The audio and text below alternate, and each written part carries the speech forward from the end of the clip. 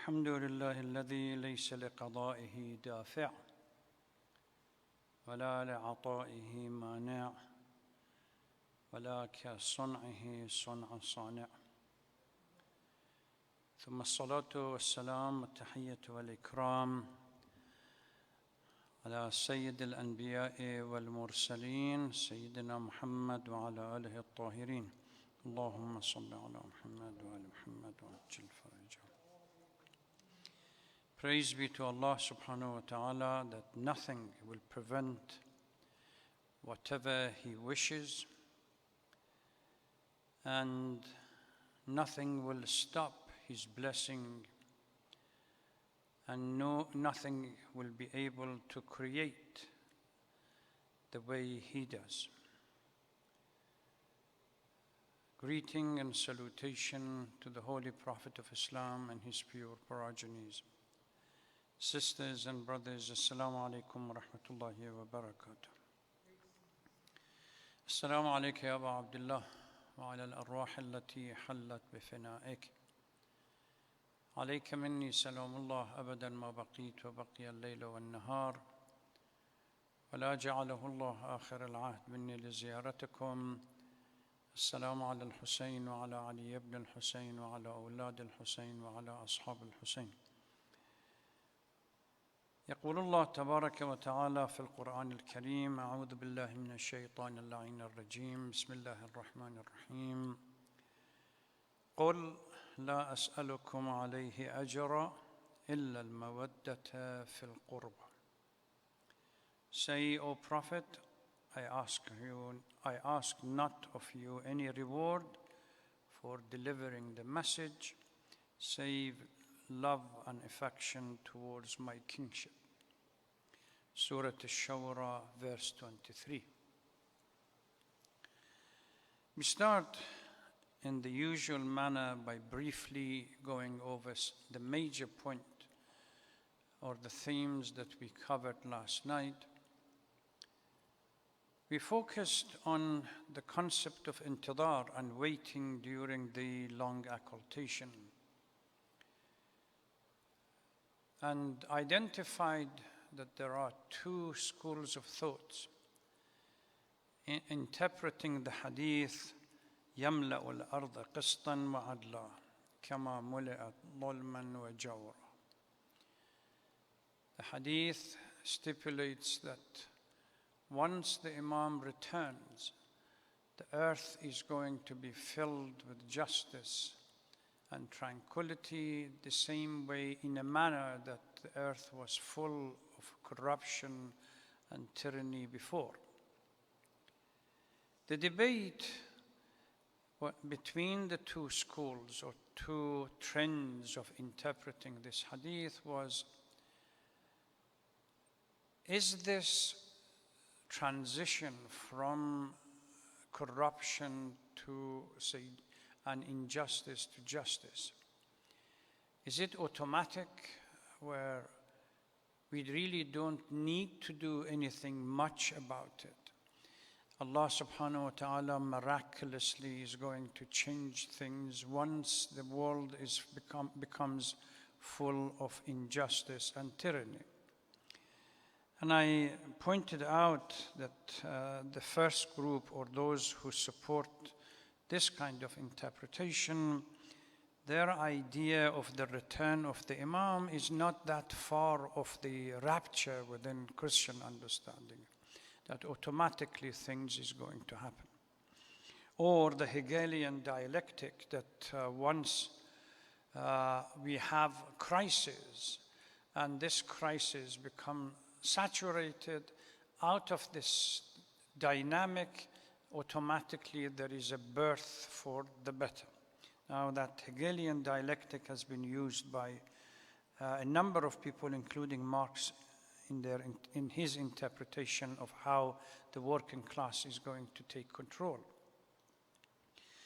I briefly explained that this position goes against the tenets and principles of not only Islam in general, but Shi'ism in particular. And that is literally turns Shi'ism, which is supposed to be a dynamic institution into some kind of a faith or a religion that focuses on purely superficial and ceremonial acts and performance, just prayer, fasting, and nothing else. The concept of Amr bil Ma'ruf and Nahy anil Munkar that constitutes the foundation, the structure, or the ground for everything else within Islam is removed. And then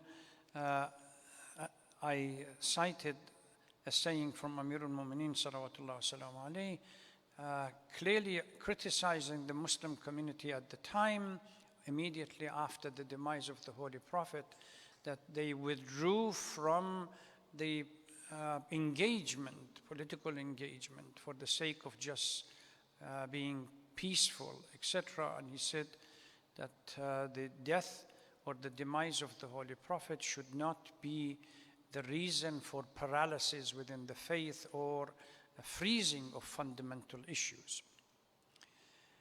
The second group countered by literally interpreting it in a manner which opposes the first. For them, يَمْلَأُ الْأَرْضَ قِسْطًا وَعَدْلًا is not an automatic issue. In the same manner that the camps of tyranny and injustice is extremely active and works hard to take over the world, there must be a proactive counter-offensive, so to speak, from the opposite, those who support justice. And then there were a number of ahadith that clearly they used to support their ideas, that the Shias in particular, if not the Muslims in general, they have a responsibility to create the ground, and they become the political base to create the ground for the return of the Imam. Otherwise, nothing will happen. We will have the same kind of the whole injustice to continue. Now, I mean, there are a huge number of literatures on these two opinions, and particularly in the context of the current socio-political issue, we see the effect of these views, how the effect of the second group, or first group, neutralizes and pacifies the Shia community into staying on superficial and ceremonial issue. Tonight, I want to go back to the question of Ashura itself.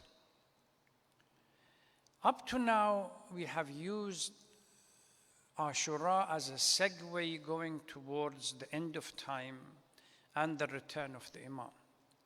And the last question was, what is our responsibility and obligation vis-a-vis the return of the Imam?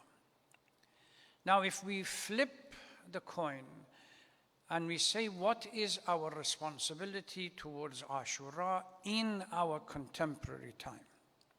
How should we deal with it? This is a fundamental issue. To understand how we're going to deal with this, if you go back to some of the conversation we had in the early part of this series of lectures, we said that if we reflect on Ashura, there are two concepts. There is an historical context where Ashura, socio-political context, that Ashura was the result of its formation. And within this context, there are a number of messages, slogans, and so on that clearly goes beyond the spatial and as well as locational Ashura, the historical Ashura, and takes the cover, or at least the cloak, of universal values.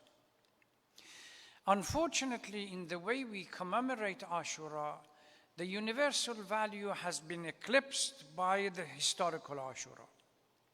And nobody has spent huge amount of time dealing with the those general concepts that we have to deal with and understand.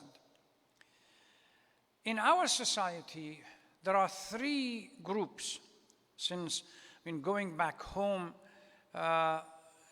we could have lived within the society and only met, say, the Shia groups only.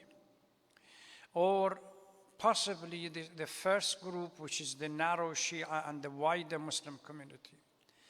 But in our location, there are three social structures that we have to deal with. And if we intend to propagate Ashura, we have to be mindful of the reality around us.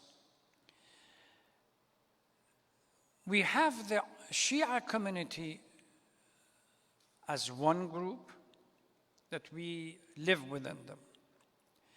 The Shia community lives within the Muslim community, which is the larger community. And Muslims in general live within an even larger social structure. Call it the Caucasian community, the Christian community, this mix of community which they are non-Muslims.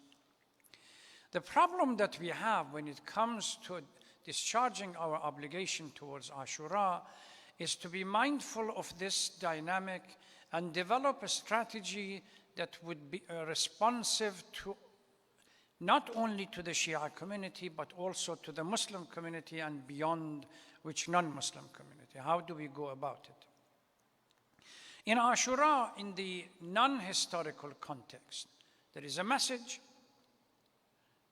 call it justice, equity, support of law, human right, whatever one can call it. There is also a messenger, Imam Hussein, and a unique approach, a strategy that Imam Hussein took to deliver this message to its own community at the time. Now, Ashura in the historical context is 1,400 years ago, give and take few years.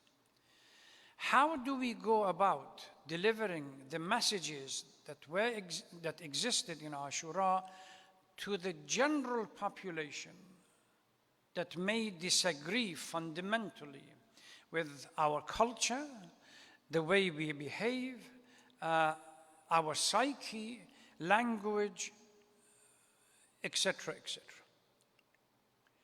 We may have, I'll explain why this became necessary. I realized this some time ago. Now, when I lived in Colorado, one night, one of the Iranian friends of us came to the center and he said, I want to speak to you regarding Ashura. I said, okay, wait until the program is over.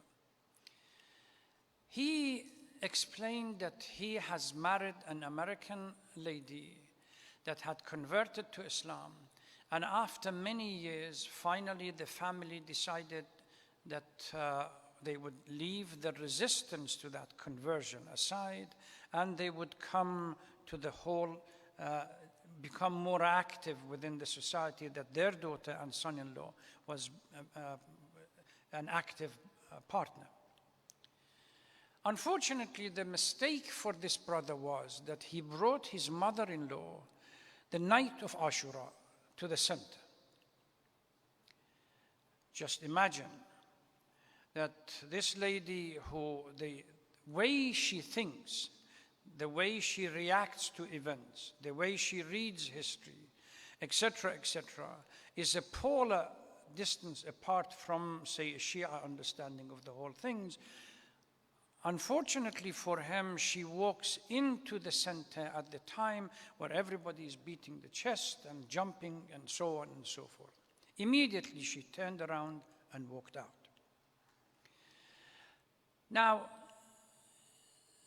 I'm glad that at least this brother, this incident led him to think about, okay, if we live in such a complex society, we really need, and we intend to take this message further and deliver it to the society at large, the classic approach to commemoration that we have done it for years, if not centuries and millennia has to change. That was what he was asking. Well, how do we go about it? How do we do this? This poses a fundamental question from, social sciences, human sciences point of view. There is a fundamental question that we have to ask ourselves. Is it possible for a human being that has not been present during a particular part of history, for an event that taken place in the past, once the narrative of the event is given to him or her, after the more distance, the more difficult it becomes, given to him or her to be able to conceptualize the entire event exactly as it happened at the time?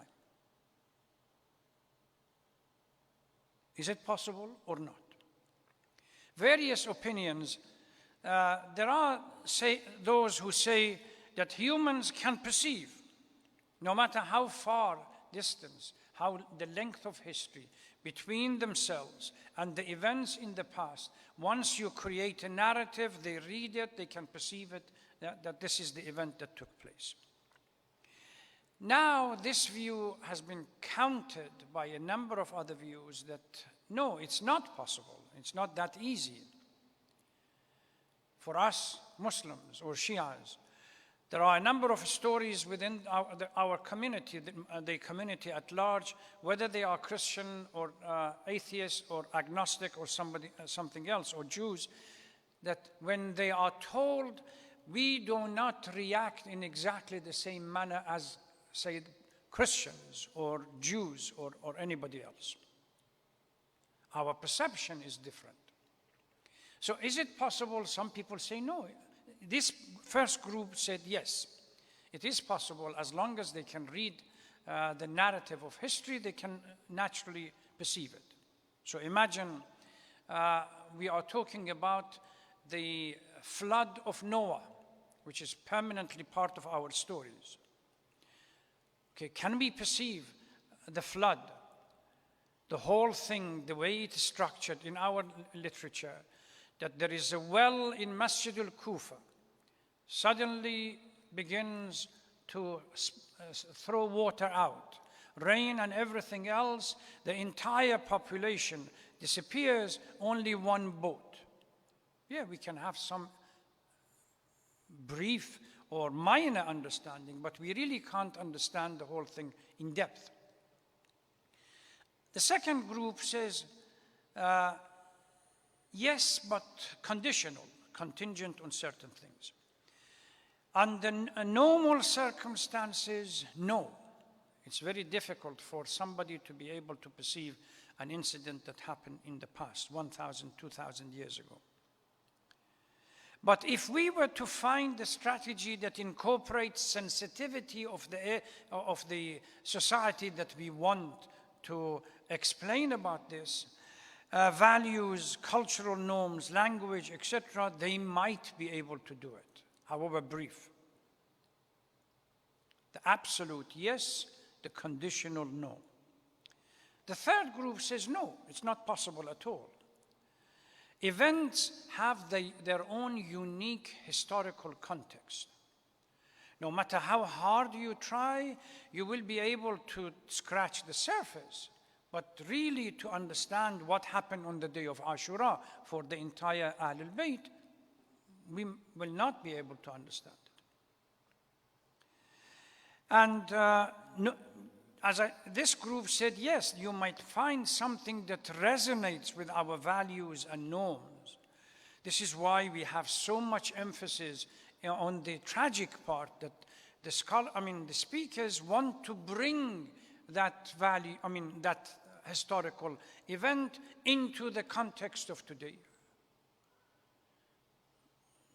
To understand, you go through the image building, you go through some kind of ta'azis and so on, simply to explain this to the people around us. And the fourth group says, yes, humans can perceive historical events and socio-economical and historical, as long as the historical train we clearly establish and understand, which they say it's only possible when people begin to have dialogue and we go through the linguistic value system and few other things that we need to discuss. And this creates a challenge for us. What should we do? How do we take the concept of Ashura and propagate it outside? Certainly, on the one hand, according to the verse that I recited earlier, Allah subhanahu wa ta'ala has commanded us and commanded the Holy Prophet to remind us that the Holy Prophet does not want to be rewarded for the message that he delivered. إِلَّا الْمَوَدَّةَ فِي الْقُرْبَى. Mawadda and love of Ahlul Bayt means to take their message that happened, whatever they delivered, and take it outside and deliver it to somebody else. That's part of the love and affection that we have for Ahlul Bayt. So how do we go about it? In the light of the challenge in front of us and the fact that the structure, the classic structure that we organize our commemoration is not useful. And it will be counterproductive, as it happened in the case of that brother, counterproductive if we take this and immediately take it outside and present it to everybody else. I'll give you another example. In 1996, I was in Canada representing Ayatollah Sistani's office in Montreal, 1996, 1997. The Khoja community over there, which is the strong Shia community, but very traditional and classic, every year they would organize the tradition of Ashura by walking from the mosque to the city center, standing there with the black flags and all the black clothing and attire and everything else, and then come back to the center. People, I remember that year I went with them, people simply walk by, just very short glance at what was going on, little bit of inquisitiveness, and then walk away. Nobody asked anything. They sat and argued about how can we go and somehow touch the psyche of the group in in-depth way, not just purely make them inquisitive, that a group of people standing the corner of, say, next to the University of Montreal, and they're all wearing black, they're all silent, and they're all holding a flag says, Ya Hussein. They came up with a view that how about if we make Tasu'a and Ashura a time for giving blood? Remember, blood in Karbala and giving blood. And call upon the newspapers, the media, and the hospitals to send their representatives to collect the blood, and then ask the Shia community and Muslims, if they want to come and give blood. There were more inquiries about Ashura and why the relationship between this blood and Ashura that year than the entire 10 or 15 years that they have been going on outside holding a placard or a flag and Ya Hussein. This clearly proves that the old strategy, it might have worked in some obscure areas, but certainly not in the middle of a society that fundamentally their psyche, their understanding, their sensitivity, their culture, their language, and everything else is going to be different. See the result of Ya Hussein movement. They picked it up from here. Ya Hussein movement in the past, when they started, they focused to a degree on a traditional approach. But then they realized that they need to shift. Ya Hussein movement became a movement for supporting the poor, supporting the oppressed, creating water treatment, and a number of other things, social services. Now everybody comes and says, okay, what's the relationship between, say, feeding the poor and Hussein? What's the relationship between supporting the needy or the marginalized and Hussein, etc., etc., concept of justice and everything else. What I'm trying to explain is that we have even problem with the Sunni community around us. Because the Sunni community, even those, the scholars that they understand Ashura to a degree, they are not prepared to be part of the program. Why? Because of their allegiance to Saudi Arabia or some other political institutions. Very rarely we have that. You see the khutbahs, beginning of month of Ramadan is all congratulation for the arrival of the new year, and Ashura becomes, according to them, the day in which all the blessings came down. The boat that Nuh was in it settled down. Ibrahim was saved from fire. Musa crossed the Nile on the miracle. Isa did this and they saved the blind and everything else. Everything positive, and then you add to it the fasting and everything else.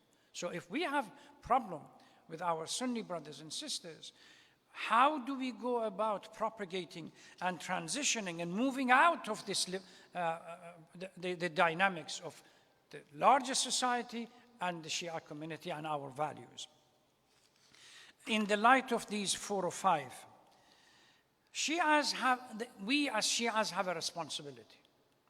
In every one of us, in every department, in every job, in every work, in every situation, we have a responsibility. During Ashura, you are responsible to behave in such a manner that you will be able to inform the community around you of what is happening around, or the historical event. So we have the historical Ashura, we have to pass it by. Let me give you another example. On the day of Ashura, there is a hadith, famous hadith from Imam Hussein salawatullah salam alayhi. At the last minute, before he was killed, he was so weak that was sitting down on the ground. People thought that he is dead.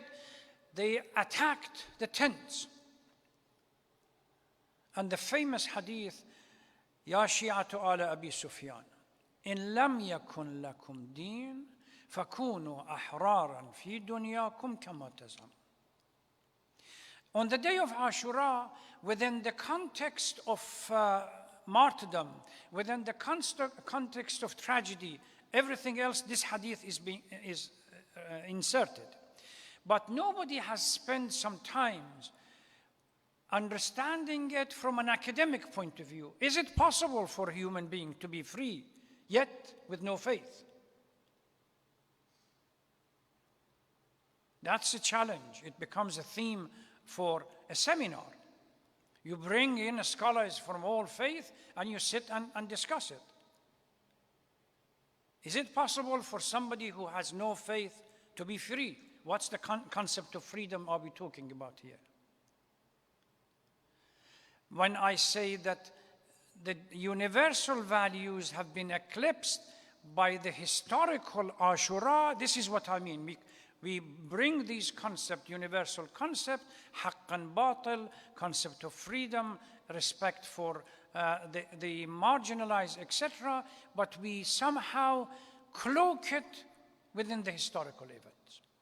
That might work within our own community, but outside our community, the general larger community, that their sensitivities and values and cultures and language and so on are different, is not going to work.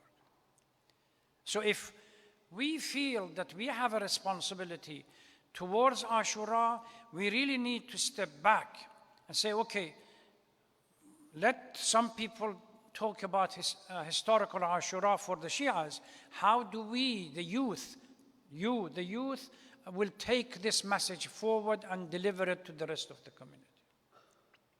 In the same way that Ya Hussein movement did and other movement did. And this is something which is critical, that I believe would change the dynamic of the relationship between Imam Hussein salawatullah salamu alayhi, and the larger community in front of us. I'll stop here and ask Allah subhanahu wa ta'ala to protect us from doing more harm sometimes to the cause of Abu Abdullah al-Hussein than doing some good, unintentionally thinking that we are doing the right thing. Thank you very much for listening. Wassalamu alaikum wa rahmatullahi wa barakatuh.